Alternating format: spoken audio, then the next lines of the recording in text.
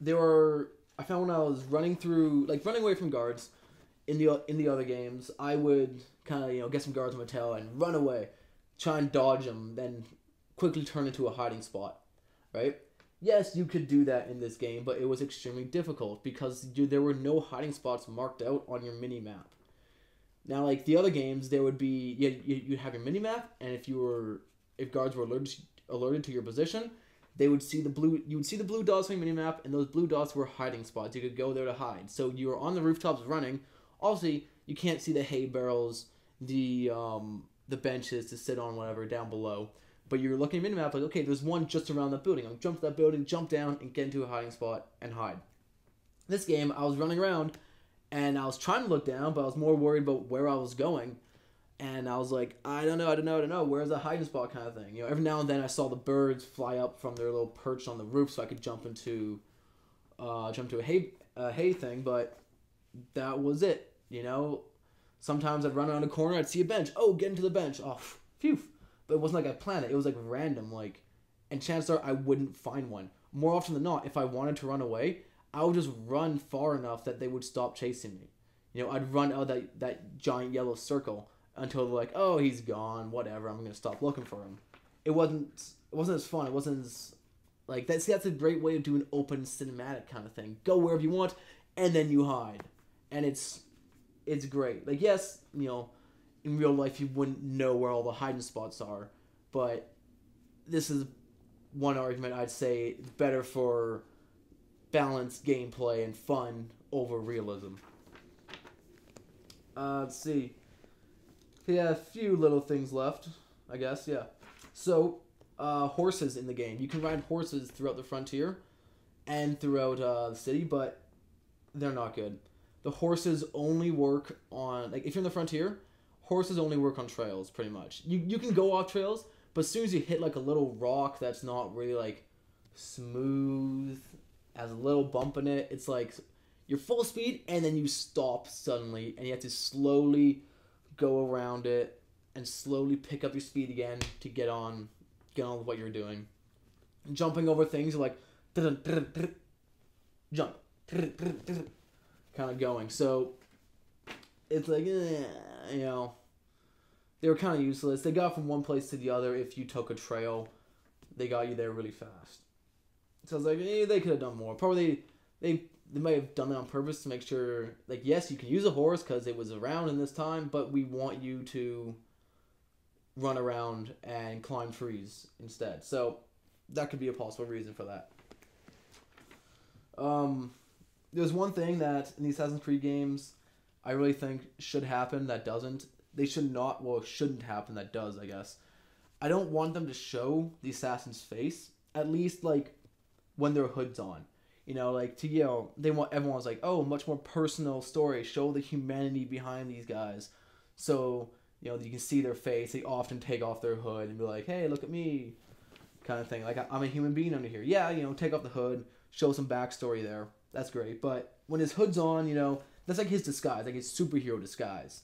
Spider-Man, he's got his mask on. He's not constantly lifting it up and oh, what's going on over there? Okay, hold on. Let me put my mask back on and I'll go run after them. No, he stays in his Spider-Man suit and he's cool. It's persona. It's harder, denser, And with the assassins, kind of the same thing. You put that hood on, boom, they are an assassin. They're no longer some, cutesy human who can, cutesy person who's oh, I'm gonna help you. Oh, hey, how's it going? Oh, yeah, I remember you from high school, kind of thing. No, it's boom, I'm an assassin. I'm here to kill you. I'm here to steal this and run away, kind of thing. They are a bad guy and they're just going for it.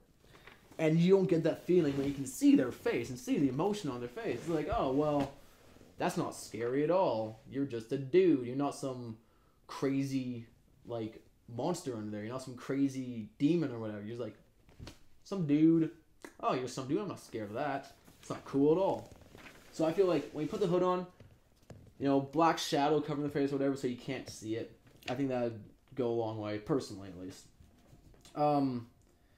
The assassination contracts, I love these in Assassin's Creed 2. I don't remember exactly how different they were.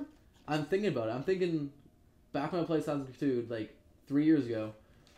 it was probably you assassinated guards, I think. But in this one, you do assassinate Templar and Templar associates and stuff, but they're just people. You know, they're just some random guy on the street, no guards around, no person around, like no partner walking around with them, just a random guy walking through the street. It's like I could kill him anywhere I want, no trouble. You just walk down, walk away. You don't have to run. You don't have to like poison dart him or whatever. Right? For some reason I remember the assassination contracts like AC2. I get there, like, okay, there are like 3 guards around this one dude. I want to get that guy and get out. I wouldn't want to kill the guards. That'd be funner, right?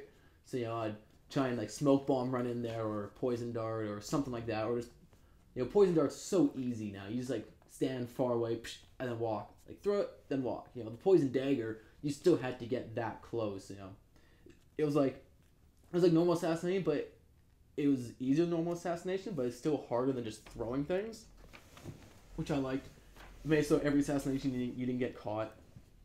So I feel like, you know, poison dart should be taken off a poison knife, and assassination contract they should make it back so it's guards, not just some random guy, or just some random guy guarded by guards or something like that, right? The Brotherhood in this game, like, yeah, the Brotherhood from, you know, the idea came around in Assassin's Creed Brotherhood, where you train other assassins and you can call them out to kill guys. Now in Brotherhood, it was like way overpowered. You could see that you'd be standing on a roof. There'd be like 3 guys in there. You call them, they all die in a couple seconds, and then your assassin would run away. You don't have to do anything. Now I found like it was harder to gain assassins to your thing. I only ended up gaining 1, which was the story gave me, because the other ones, like, I think I found them in some of the cities, but it's like, do this, and by the time I got back to the game the next day, I forget what it was I was supposed to do, and it's like, well, if I'm gonna get these assassins, I want to actually like work toward getting them, not just randomly get them for whatever reason they told me to do before. I forgot that's probably in my mini map somewhere. So they were definitely played down, and they weren't as useful. I found they took a longer time for the assassin to get there, and yeah, it took a long time. I call him, be waiting.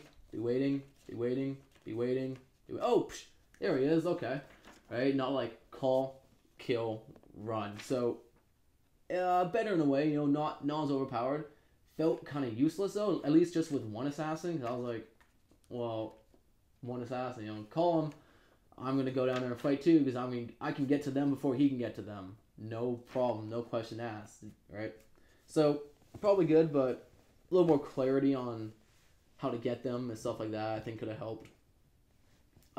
Exploring, I went over exploring in games last episode with Borderlands, but I'm not going to talk about how it does as well, but I'm going to say Assassin's Creed does do this well. Exploring the Frontier is quite fun, and I do like it. So if you want to know why, go check out that video.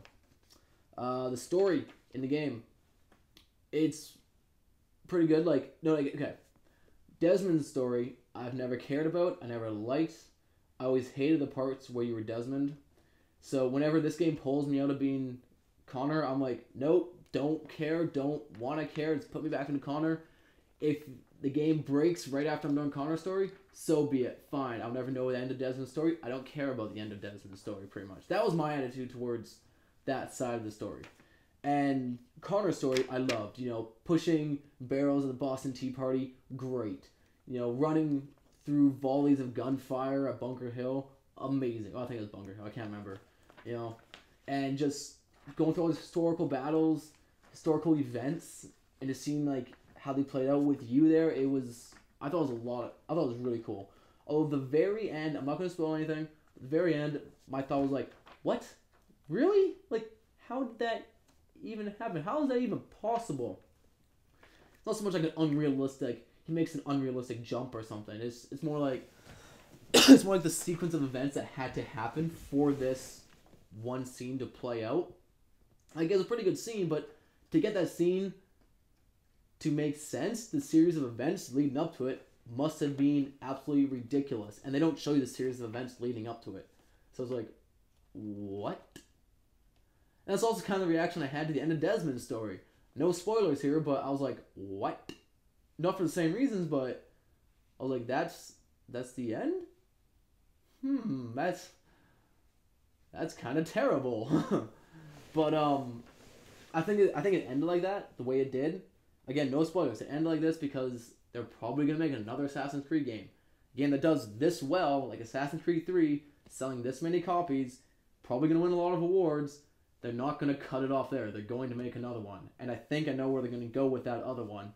But you know, I'm not gonna say anything because I could be very wrong. You know, I thought they're gonna go China for the second Assassin's Creed.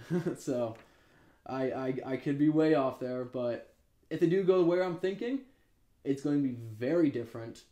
Not quite Assassin's Creed like, might not quite work the way it would seem to work just out of, you know, oh, of course that'll work. No, if you think about it again, it's like, that probably won't work. Maybe in a later video I'll discuss what I thought it was when they announce what it actually is. I'll discuss what I thought it was and what it could have been. But anyways, I'm done. So this has been a long video.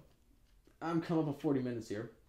Probably going to be a 2 or 3-parter on YouTube. I don't know my max for uploading things and such. But if you want to find me, bam, right there.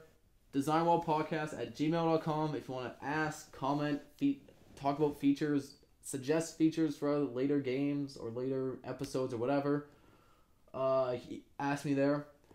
DesignWallPodcast.wordpress and .libsyn.com. You can pick up the audio version of these. This one might not have an audio version because it's really, really long. I don't want to record that all again because I won't get it. I won't say what I said this time. I forget a lot of it. And of course, the YouTube channel, which, you know, you're at. So you should know about it, I guess. Anyways, see you guys next time for probably Halo 4 or Far Cry 3.